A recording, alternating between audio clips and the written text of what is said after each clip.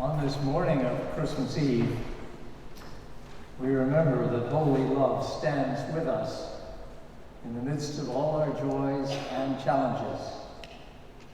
However bleak the darkest moments of the year are for us, in the pain, in the doubt, in the loneliness, in the struggle of right against wrong, somewhere amidst the confusion, there will be hope, there will be love, and there will be God.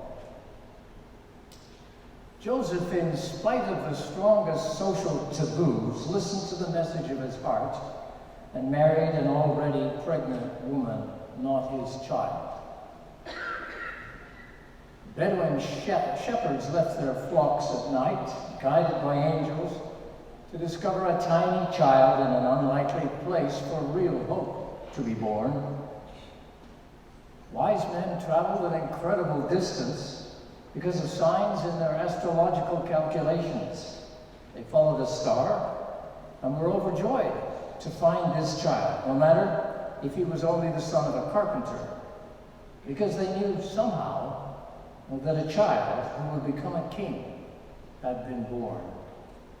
Warned in a dream, they avoided King Herod, who feared the birth of a rival. A few weeks before Christmas, the Reverend Michael Linvaux was baptizing Angus MacDonald's grandson.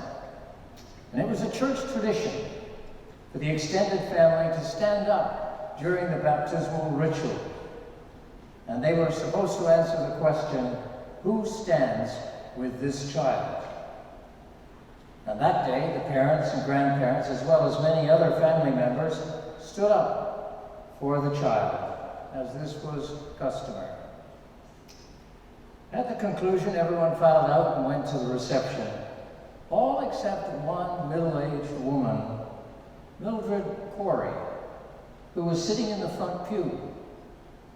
She looked uncertainly at the pastor and then said, "My daughter, Tina, has just had a baby, and, well, the baby ought to be baptized, shouldn't it?"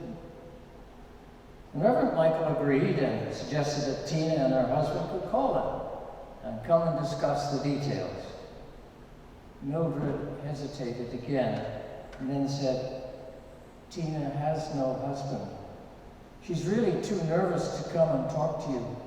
She got pregnant and decided to keep the baby, but now she wants her to be baptized in her own church. She has named the baby Jimmy." Well, this was a first for Pastor Michael, and he thought he'd better take it up at the next session meeting. At the meeting, he described what everybody already knew, that Tina was a member of their church, an unwed mother, and that he was the only one who didn't know who the father was. They all knew who the father was. After all, it was a small town.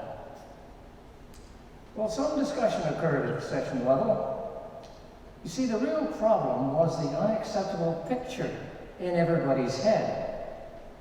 Teenage Tina, little Jimmy in her arms, no father, no family really, only the baby's grandmother, Mildred Corey, to stand up with the child when the mandatory liturgical question was asked.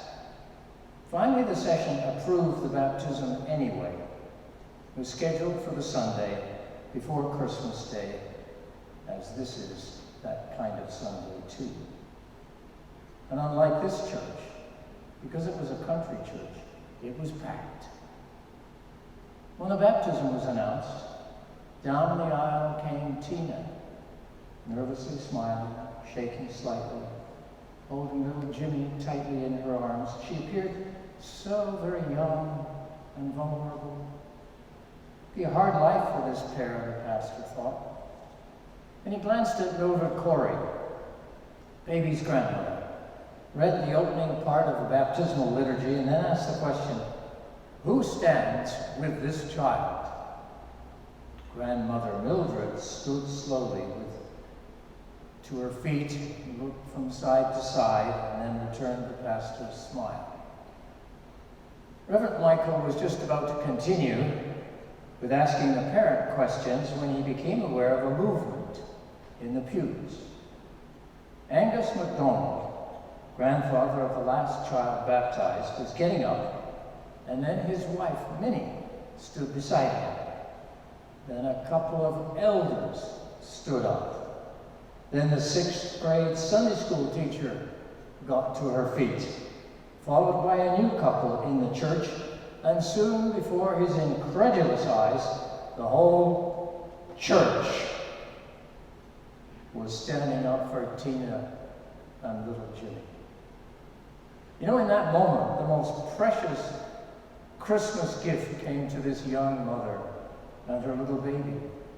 And Christmas came to the whole congregation. 2,000 years ago, when the angels and Josephs and shepherds and wise men stood up for an unwed mother and her child, the history of the world was changed.